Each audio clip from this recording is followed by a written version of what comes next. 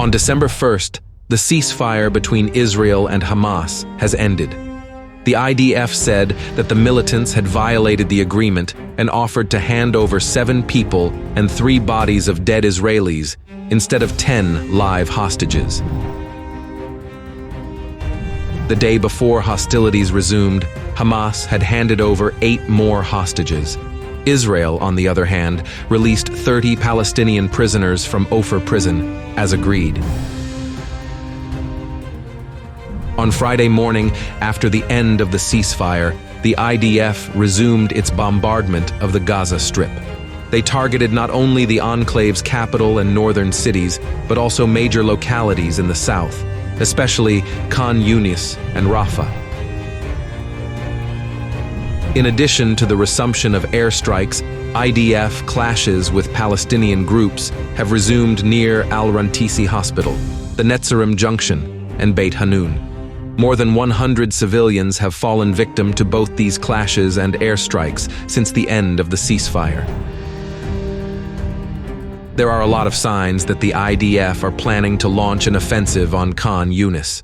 Leaflets were scattered over the town, demanding people to abandon it. In addition, Palestinians reported Israeli activity at Quza'a, east of Khan Yunis.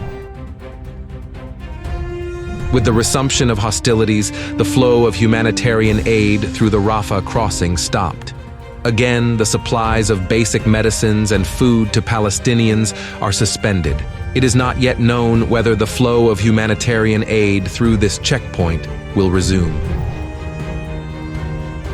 Palestinian groups have again begun shelling southern Israeli towns since Friday morning. 5 soldiers were wounded in Kibbutz Nirim. 1 light military vehicle was destroyed.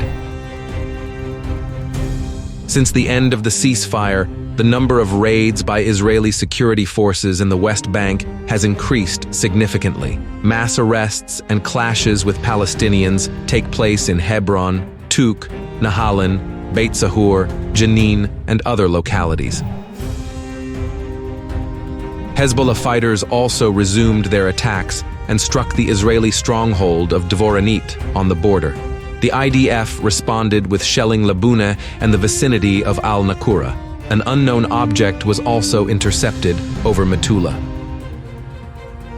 On Friday night, pro-Iranian groups once again attacked U.S. facilities in Syria. This time, the U.S. Armed Forces positions near the Al-Omar field in the northeast of the country were targeted. U.S. warships intercepted several projectiles heading toward Israel over the Red Sea. As earlier, the attack was initiated by the Yemeni Houthis, who have become more active since the end of the ceasefire.